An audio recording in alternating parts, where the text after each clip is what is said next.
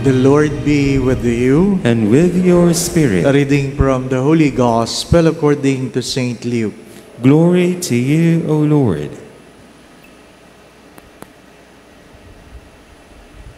Jesus journeyed to a city called Nain, and his disciples and a large crowd accompanied him. As he drew near to the gate of the city, a man who had died was being carried out, the only son of his mother, and she was a widow. A large crowd from the city was with her. When the Lord saw her, he was moved with pity for her and said to her, "Do not weep." He stepped forward and touched the coffin. At this the bearers halted, and he said, "Young man, I tell you, arise." The dead man sat up and began to speak, and Jesus gave him to his mother. Fear seized them all, and they glorified God, exclaiming, "A great prophet has arisen in our midst, and God has visited his people." This report about him spread through the whole of Judea and in all the surrounding region.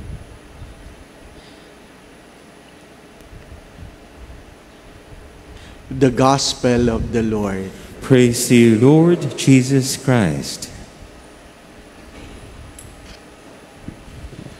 Magandang umaga po sa inyong lahat. Magandang umaga rin po, Father. We would like to acknowledge the presence of Father Prex and Father Joe Blas kung celebrating today as I celebrate my 25th anniversary as a priest. 25 years ago, it was raining hard, and before the processional, the late Jaime Cardinal Sin asked me the question, "Are you sure you want to be ordained?" And I looked at him eye to eye and said, "Your Eminence, at this point, I'm not sure." And he said, "Good for you." My dear friends, my brothers and sisters, who really know what will be your tomorrow?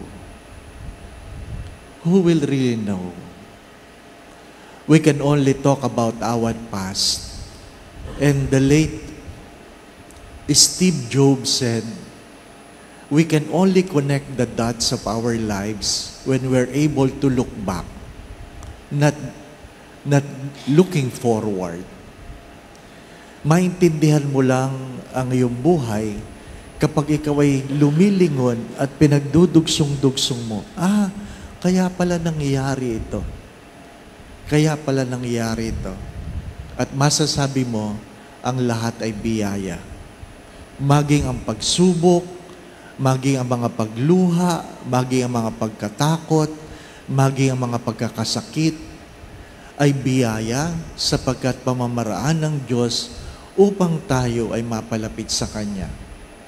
Hindi maalis that 40 years ago, I got stabbed.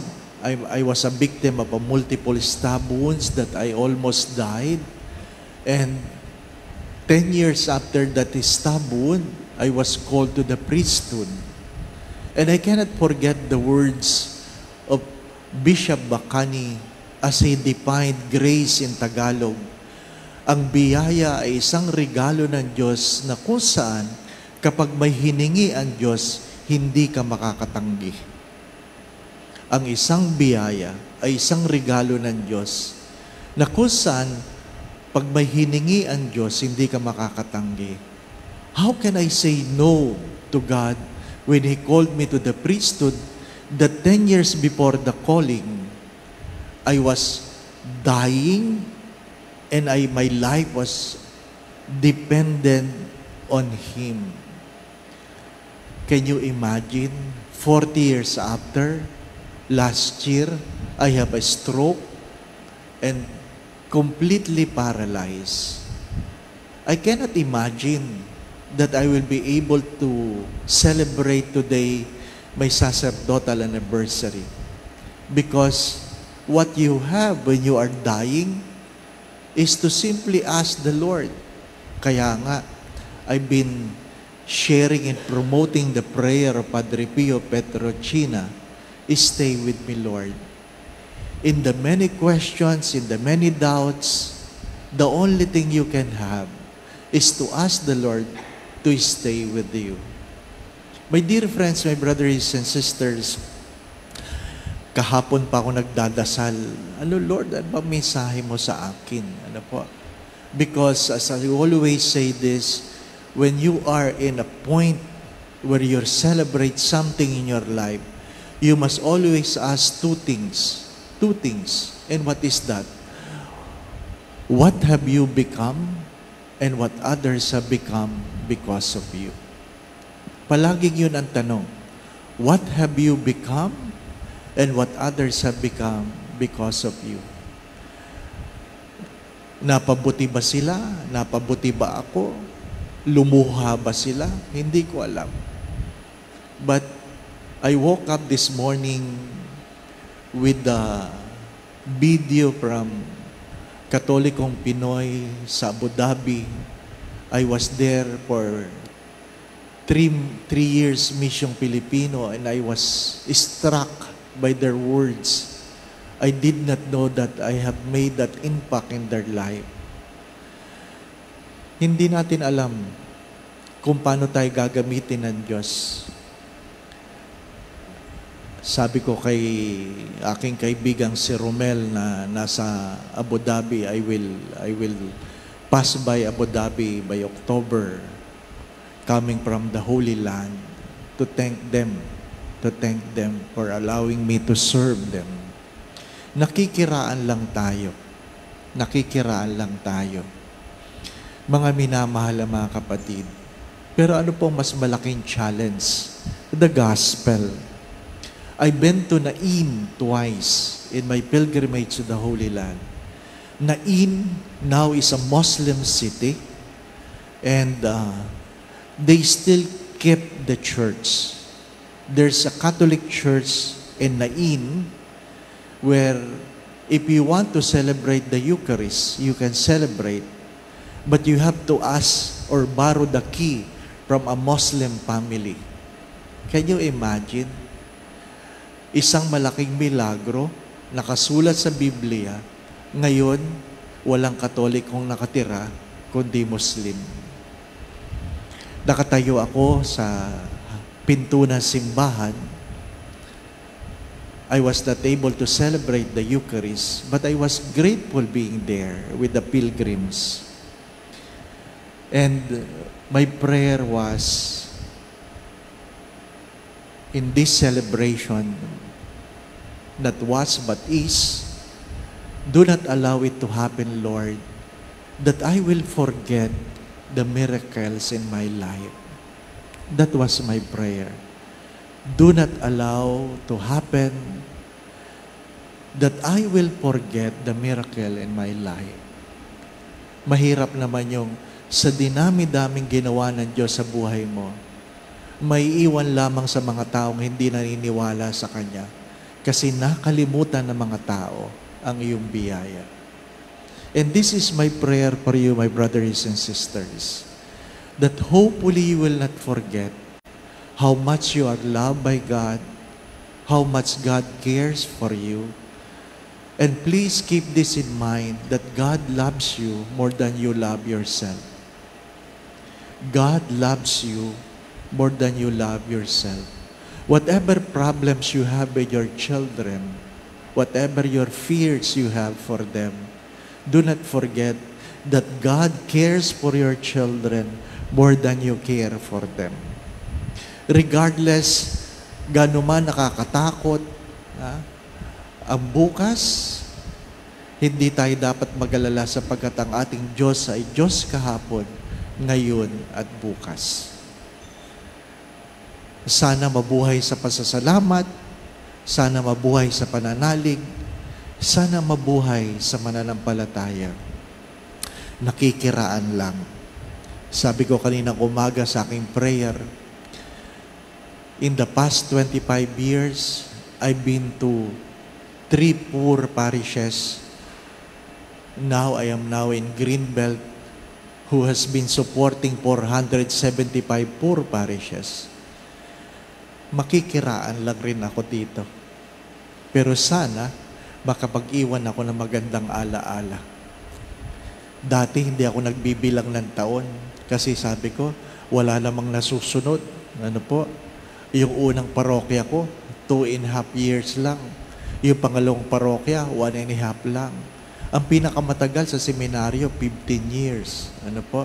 Kaya nung tinanong ako, gusto ba magkaroon ng parokya? Ha? Without thinking, sabi ko, oo. Saan mo gusto? Sabi ko, kahit saan. Ano po? Ha?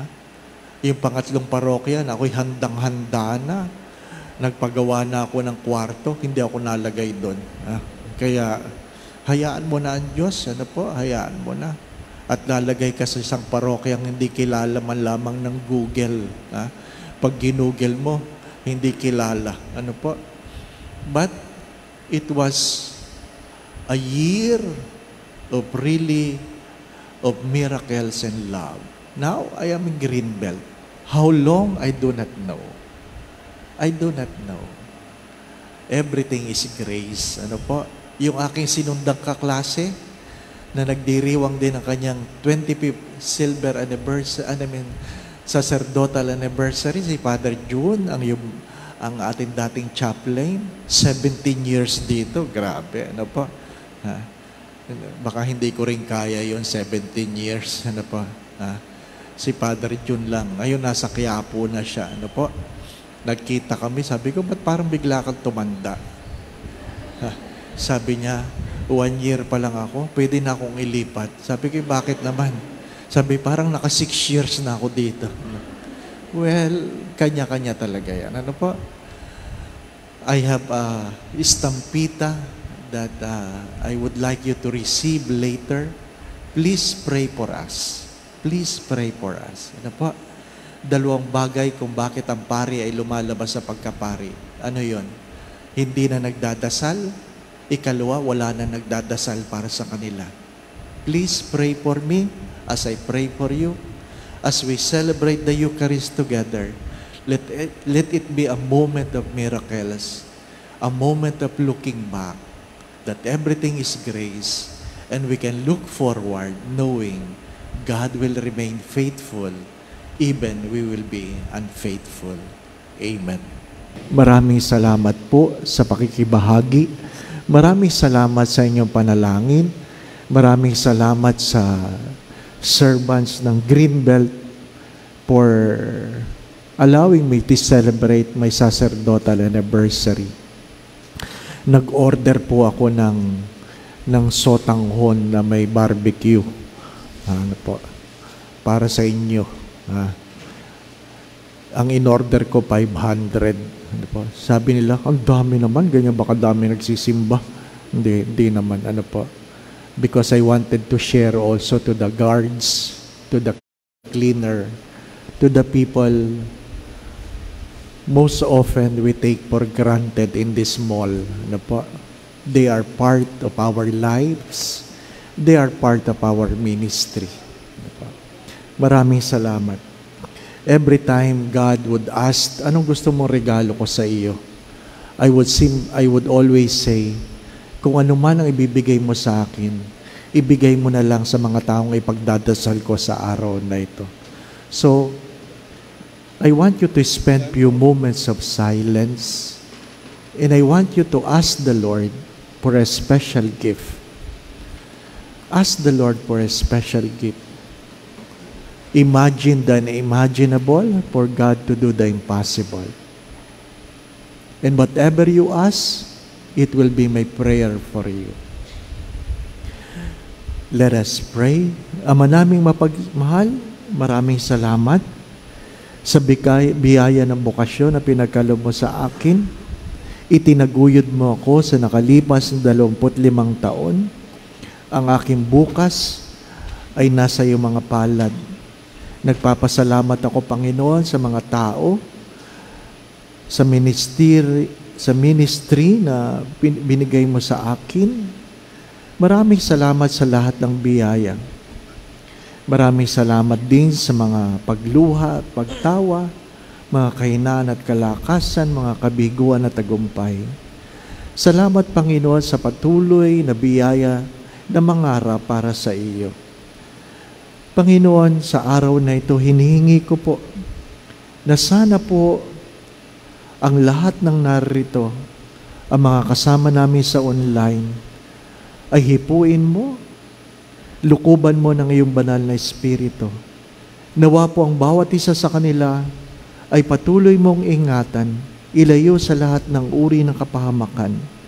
Patuloy mo silang pagkaluban ng kalakasan, kalusugan, at kung meron masakilang may karamdaman, sa makapangyarihang pangalan ng iyong anak na si Jesus, pagkalaban mo sila ng kagalingan. Palayain mo sila, Panginoon, sa karamdamang ito at panumbalikin mo ang kanilang mga kalusugan. Panginoon, alam mo ang kailangang kahapon, ngayon at bukas. Kung meron man silang pinagdadaan ng suliranin o problema, tuwangan mo sila. Alisin mo ang kanilang mga pagkatakot at pangamba.